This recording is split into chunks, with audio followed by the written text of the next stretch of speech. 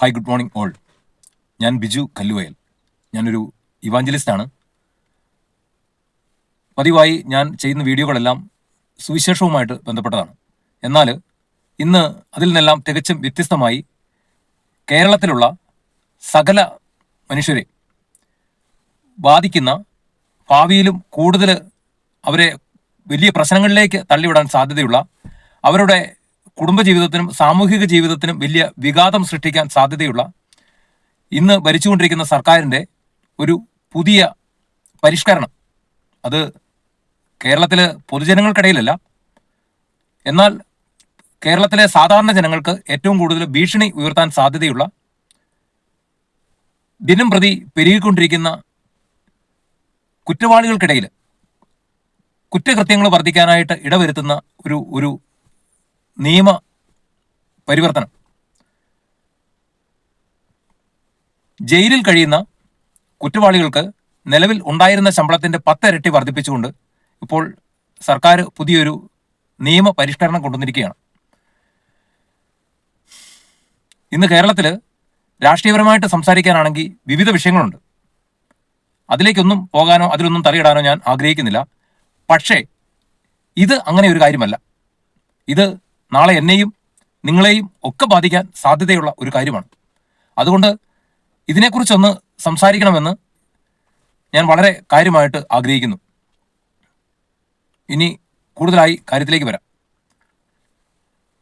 ഇന്ന് ലോകത്തിൽ ഏറ്റവും വലിയ ശിക്ഷ നടത്തുന്നത്, അതായത് കുറ്റവാളികളെ ഏറ്റവും കഠിനമായിട്ട് ശിക്ഷിക്കുന്നത് ഉത്തര കൊറിയയിലും റഷ്യയിലുമാണ്. കഠിനമായ ശിക്ഷാരീതികൾ നടപ്പാക്കിക്കൊണ്ടുള്ള ജയിലുകളുള്ളതും കുറ്റവാളികളെ അത്തരത്തിലെ ജയിലുകളിൽ പാർപ്പിക്കുന്നതുമായിട്ടുള്ള 2 രാജ്യങ്ങൾ, ഒന്ന് ഉത്തര കൊറിയയും മറ്റൊന്ന് റഷ്യയുമാണ്. റഷ്യയിൽ ഡോൾഫിൻ എന്ന് പറയുന്ന ഒരു ജയിലുണ്ട്. അവിടെ പകൽ സമയങ്ങളിൽ ജയിലിൽ കിടക്കാനോ കിടന്ന് വിശ്രമിക്കാനോ അനുവദിക്കുകയില്ല. പകരം ചെയ്യുന്നത് ഡോൾഫിൻ മാതിരി ഒരു നിശ്ചിത പരിധി ഇങ്ങനെ വളഞ്ഞ് കുനിഞ്ഞ് മാത്രമേ ജയിലിനുള്ളിൽ പോലും അങ്ങോട്ട് ഇങ്ങോട്ട് നടക്കാൻ അനുവാദമുള്ളൂ. ഉത്തര കൊറിയയിലാണെങ്കിൽ ഏറ്റവും കൂടുതൽ സമയം അതികഠിനമായിട്ട് പണിയെടുപ്പിക്കുക. അവിടെ ശിക്ഷ കഴിഞ്ഞ് പുറത്ത് പോകുമ്പോൾ അവർക്ക് ഒരു പൈസയുമില്ല, ചിലപ്പോൾ ഒരു വണ്ടിക്കൂലി പോലും കുടിക്കുകയില്ല. അതാണ് അവിടുത്തെയൊക്കെ രീതി. എന്നാൽ ഇപ്പോൾ കുറച്ച് വർഷങ്ങളായിട്ട് ഇന്ന് കേരളത്തിലെ ജയിലുകളുടെയൊക്കെ രീതികളെല്ലാം മൊത്തം മാറിയിരിക്കുകയാണ്. ഭക്ഷണത്തിൻ്റെ കാര്യത്തിലാണേലും അവിടുത്തെ പല വിധത്തിലുള്ള ജീവിതം, അതായത് ശരിക്കും പറഞ്ഞാൽ തടവറയ്ക്കുള്ളിൽ കഴിയേണ്ട കുറ്റവാളികളെ പോലും പുറത്ത്, ഈ പല തൊഴിലിൻ്റെ ഭാഗമായിട്ട് പുറത്ത് വിടുന്ന ഒരു രീതി, കച്ചവടത്തിൻ്റെ ഭാഗമായിട്ടും ചില തൊഴിലുകളുടെ ഭാഗമൊക്കെ ആയിട്ട് അത്രത്തോളം പുറലോകമായിട്ട് ബന്ധപ്പെട്ട് സ്വാതന്ത്ര്യത്തോടുകൂടിയൊക്കെ ജീവിക്കാൻ പറ്റുന്ന പുറത്തുള്ള ആളുകളുമൊക്കെ ആയിട്ട് ഇടപെടാൻ സാധിക്കുന്ന വിധത്തിലുള്ള രീതിയിലാണ് അവിടെ കാര്യങ്ങൾ പോകുന്നത്. ഇന്ന് ഇപ്പോൾ ഒരു കുറച്ച് വർഷം ഇങ്ങോട്ട് പരിശോധിക്കുകയാണെങ്കിൽ കേരളത്തിലെ ജയിലുകളിൽ നടക്കുന്നത് വൻ ബിസിനസ്സാണ്.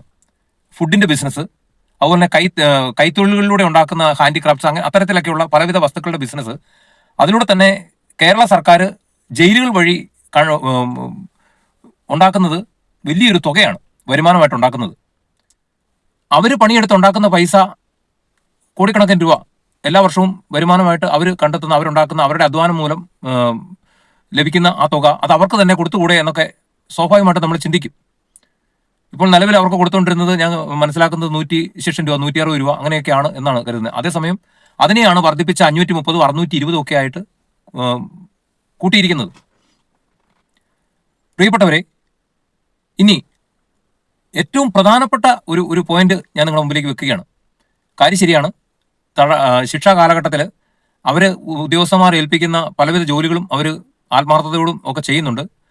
അതിലൂടെ ജയിലിനും സംസ്ഥാന സർക്കാരിനും ഒക്കെ നല്ല വരുമാനം കിട്ടുന്നുണ്ട്. അതൊക്കെ ശരിയാണ്. എന്നാൽ ഈ കഴിഞ്ഞ കുറച്ച് കാലഘട്ടത്തിലെ ചില സംഭവ വികാസങ്ങൾ മാത്രം നമുക്കൊന്ന് വിലയിരുത്താം. ആലുവയിൽ ഒരു ബംഗാളി, ഒരു ഉത്തരേന്ത്യയിൽ നിന്ന് വന്ന ഒരു അതിഥി തൊഴിലാളികളുടെ, അവരുടെ ഫാമിലിയിൽ, അവരുടെ കൂട്ടത്തിൽ അമ്മയുടെയൊക്കെ കൂടെ കിടന്ന ഒരു 5 വയസ്സ് താഴെയുള്ള ഒരു പെൺകുട്ടിയെ എടുത്തുകൊണ്ട് പോയി ഒരു കടയുടെയൊക്കെ പുറകിൽ എവിടെ വിജന സ്ഥലത്തിട്ട് ആ കുഞ്ഞിനെ ബലാത്സംഗം ചെയ്ത് റേപ്പ് ചെയ്ത്, വളരെ അതിക്രൂരമായിട്ട്, ഒരു മനുഷ്യന് ചിന്തിക്കാൻ പോലും പറ്റാത്ത രീതിയിൽ റേപ്പ് ചെയ്ത് അതിനെ കല്ലിന് തലക്കിടിച്ച് കൊന്ന് അതിനെ ചാക്കിൽ കെട്ടി വേസ്റ്റ് കോനയിൽ ഉപേക്ഷിച്ചു. അതുപോലെ തന്നെ ഒരു സംശയത്തിൻ്റെ പേരിൽ ഒരു സ്ത്രീയെ കൊന്നിട്ട് ജയിലിൽ പോയി, പിന്നെ വർഷങ്ങൾക്ക് ശേഷം പരോളിന് വന്നപ്പോൾ ആ സ്ത്രീയുടെ ഭർത്താവിനെയും അയാളുടെ അമ്മയെയും കൊന്ന് ആ കുടുംബത്തിൽ അവശേഷിച്ചിരുന്ന 2 പെൺകുഞ്ഞുങ്ങളുടെ ജീവിതം അനാഥമാക്കി ഒരുത്തൻ. മറ്റൊരുത്തൻ ഒരു സജീവ പാർട്ടി പ്രവർത്തകൻ. അവൻ 5 വയസ്സ് താഴെയുള്ള ഒരു കുഞ്ഞിനെ ആഴ്ചകളോളം വെച്ചിട്ട് ബ്രൂട്ടൽ റേപ്പ് ചെയ്ത് അവസാനം അതിനെ കൊന്നുകളഞ്ഞു. ഇങ്ങനെ പരിശോധിക്കുകയാണെങ്കിൽ കേരളത്തിൽ റിപ്പോർട്ട് ചെയ്യപ്പെട്ടുകൊണ്ടിരിക്കുന്ന കുറ്റകൃത്യങ്ങൾ എന്ന് പറഞ്ഞു കഴിഞ്ഞാൽ സത്യത്തിൽ വധശിക്ഷ കൊടുക്കാൻ പറ്റുന്ന വിധത്തിലുള്ള കുറ്റകൃത്യങ്ങളാണ്. അവരെയാണ് ഇന്ന് ജീവപര്യന്തമൊക്കെ ആയിട്ട് നീട്ടിക്കൊണ്ട് ജയിലിൽ വളരെ സുഭിക്ഷമായിട്ട്, അതായത് തിന്നും കുടിച്ചും വിശ്രമിച്ചും പറ്റുന്ന പോലെ ലളിതമായ രീതിയിലുള്ള തൊഴിലുകളൊക്കെ ചെയ്തും ഒക്കെ ജീവിക്കാനുള്ള സാഹചര്യങ്ങൾ ഇന്ന് സർക്കാർ നിലവിൽ ഒരുക്കിയിരിക്കുന്നത്. ആവശ്യത്തിന് പരോളും ഒക്കെ കിട്ടുന്നുണ്ട്. ചിലപ്പം ജീവപര്യന്തമൊക്കെ ആണെങ്കിൽ ആദ്യം ഒന്നും കിട്ടിയാൽ ചിലപ്പോൾ അത് കുറച്ച് വർഷം കഴിയുമായിരിക്കും, പിന്നെ അവൻ്റെ നടപ്പും കാര്യങ്ങളൊക്കെ. എന്നിട്ട് ഈ മനസ്സിൽ ഈ പകയും വൈരാഗ്യം വെച്ചുകൊണ്ട് ഈ ക്രിമിനൽ മൈൻഡുള്ള ഇവർ പുറത്തിറങ്ങിയിട്ട് ഈ പരോളിലിറങ്ങിയിട്ട് പിന്നെയും കുറ്റകൃത്യം ചെയ്യുന്നു.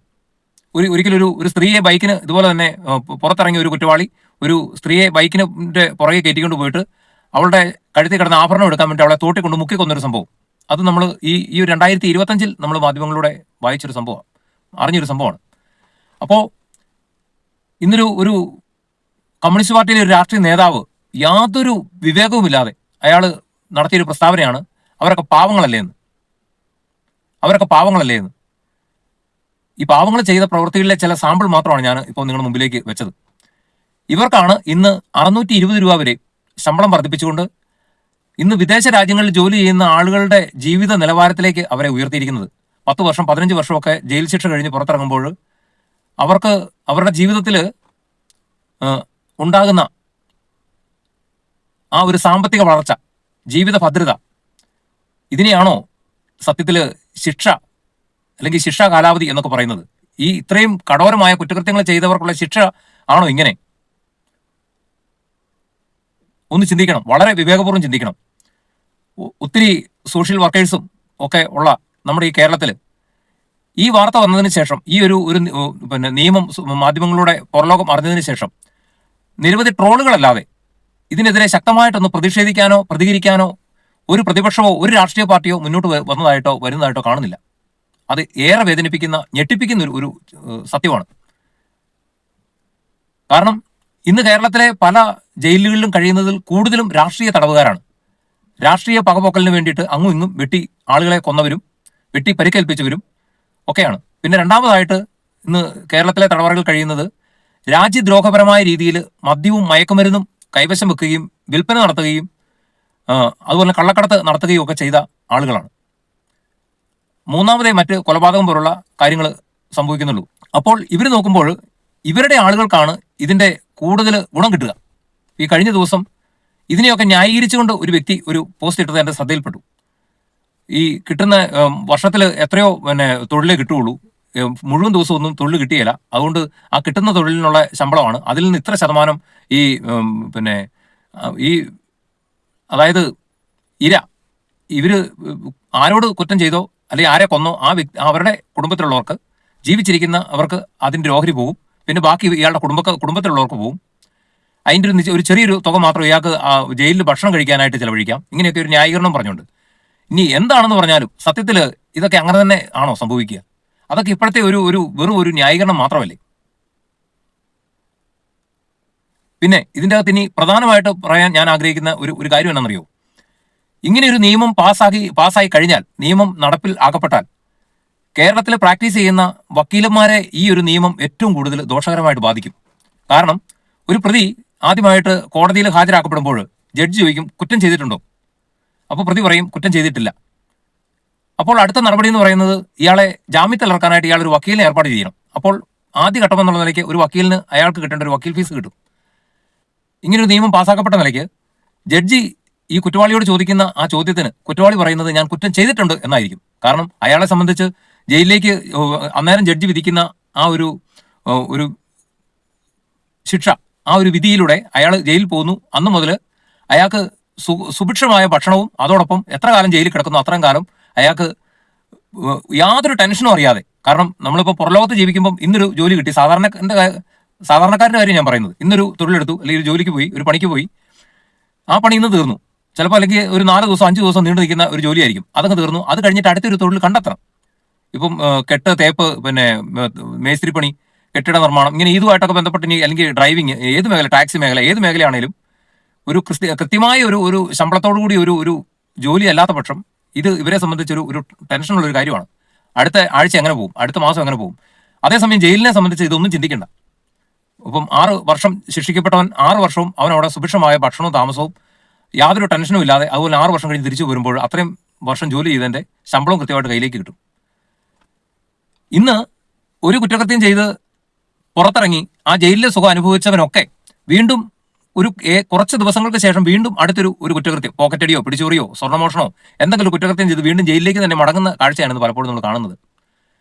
അപ്പോൾ ഇങ്ങനെ കുറ്റവാളികൾ വീണ്ടും കുറ്റകൃത്യങ്ങൾ ആരംഭിക്കുകയും ഇന്ന് കേരളത്തിലെ ഈ സാമ്പത്തിക മേഖല തകർന്ന് തരിപ്പണമായിരിക്കുന്ന, അതുപോലെ തൊഴിലിന്റെ മേഖല മുഴുവൻ തകർന്ന് തരിപ്പണമായിരിക്കുന്ന ഈ ഒരു സാഹചര്യത്തിൽ പല ആളുകളും ഇതാണ് കൂടുതൽ സൗകര്യം, എളുപ്പമാർഗം എന്നുള്ളൊരു ധാരണയോടുകൂടി കുറ്റകൃത്യങ്ങളിൽ ഏർപ്പെടാനായിട്ട് മെനക്കെടുകയും ചെയ്യുന്ന ഒരു സാഹചര്യം വന്നാൽ ഇതൊന്നും അല്ലാതെ സാധാരണ മാന്യമായിട്ട് സമൂഹത്തിൽ ജീവിക്കാൻ ആഗ്രഹിക്കുന്ന ഒരു മനുഷ്യനും സമൂഹത്തിൽ ജീവിക്കാൻ പറ്റാതെ വരും.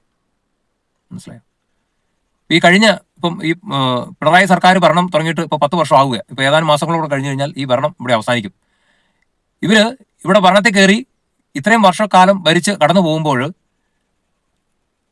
പൊതുജനത്തിന് ദ്രോഹപരമായിരിക്കുന്ന നിയമങ്ങളും ചട്ടങ്ങളും നടപടികളും ഭരണ പ്രക്രിയകളും മാത്രമേ നടത്തിയിട്ടുള്ളൂ മാത്രമല്ല, ഇപ്പോൾ കേരള ജനതയുടെ തലയ്ക്ക് ഇരുമ്പലൊക്കെ വെച്ച് അടിക്കുന്നത് പോലത്തെ ഒരു പ്രവൃത്തിയും കൂടെ ചെയ്തിട്ടാണ് ഇവർ ഇറങ്ങിപ്പോകാൻ പോകുന്നത്. ഇത് പൊതുജനം തിരിച്ചറിയണം, പൊതുജനം മനസ്സിലാക്കണം.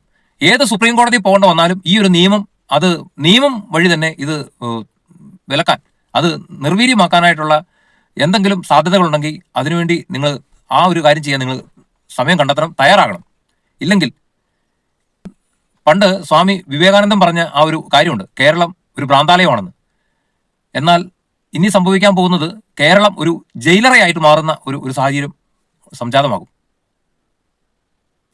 സത്യത്തിൽ ജയിൽ പുള്ളികളുടെ അധ്വാന നിമിത്തം ഉണ്ടാക്കുന്ന ആ ഒരു സമ്പത്ത്, അത് ശരിക്കും പറഞ്ഞു കഴിഞ്ഞാൽ ഈ ശിക്ഷയിൽ കഴിയുന്ന ജയിൽ പുള്ളികൾക്ക് വേണ്ടിയിട്ടാണോ വിനിയോഗിക്കേണ്ടത്? ആ സമ്പത്തൊക്കെ വിനിയോഗിക്കാനായിട്ട് ഈ രാജ്യത്ത്, ഈ നാട്ടിൽ മറ്റു പല മേഖലകളുണ്ട്. ഉദാഹരണം പറഞ്ഞു കഴിഞ്ഞാൽ സ്കൂളുകളിൽ പഠിക്കുന്ന നിർധനരായ വിദ്യാർത്ഥികൾക്ക് നല്ല പാഠപുസ്തകങ്ങളും നല്ല യൂണിഫോമും അതോടൊപ്പം നല്ല പോഷകാഹാരങ്ങളും കൊടുത്ത് അവരുടെ ജീവിതത്തിന്റെ നിലവാരം വർദ്ധിപ്പിച്ചുകൂടെ? നല്ല രീതിയിലുള്ള കുടുംബത്തിൽ നിന്ന് കിട്ടാൻ സാധ്യതയില്ലാത്ത കുഞ്ഞുങ്ങൾക്ക് പോലും സ്കൂളുകളിൽ ഇപ്പോൾ കൊടുക്കുന്നതിനേക്കാളും കുറച്ചും കൂടെ പോഷകങ്ങൾ നിറഞ്ഞ ഭക്ഷണങ്ങൾ കൊടുത്താൽ അവര് നാളെ നമ്മുടെ രാജ്യത്തിന് ഒരു മുതൽക്കൂട്ടായിട്ട് മാറും. ഇങ്ങനെ നമ്മുടെ നാടിന് ഗുണം ചെയ്യുന്ന ഏതെല്ലാം മേഖലകളിൽ ഇത്തരത്തിൽ ഉണ്ടാക്കുന്ന പണം വിനിയോഗിക്കാനായിട്ട് സാധിക്കും.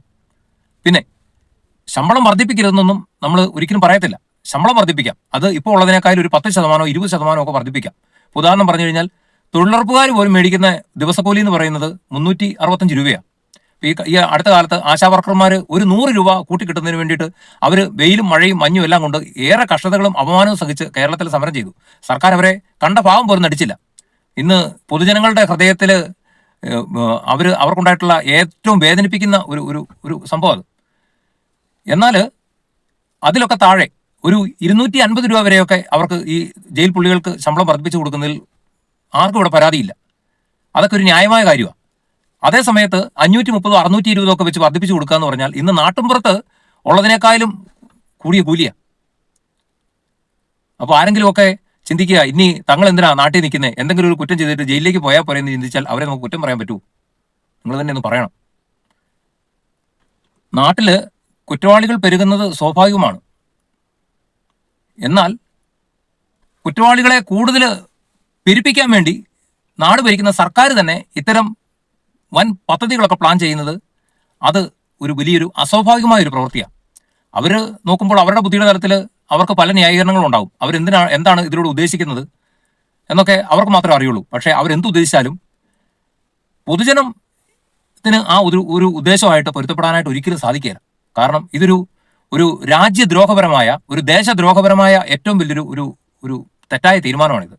ഇതിനെതിരെ നിങ്ങൾക്ക് കഴിയുന്ന വിധത്തിൽ ഈ പോസ്റ്റിനിടയിൽ നിങ്ങളുടെ അഭിപ്രായങ്ങൾ കമൻ്റായിട്ട് രേഖപ്പെടുത്താം. പരമാവധി ആളുകളിലേക്ക് ഇത് ഷെയർ ചെയ്യാം. കഴിയുന്ന വിധത്തിൽ ഇതിനെതിരെ നിങ്ങൾ പ്രതികരിക്കണം. ചുമ്മാ ട്രോളിറക്കി ചിരിച്ച് തള്ളി ഇത് വിടാവുന്ന ഒരു കാര്യമല്ല. Okay, by.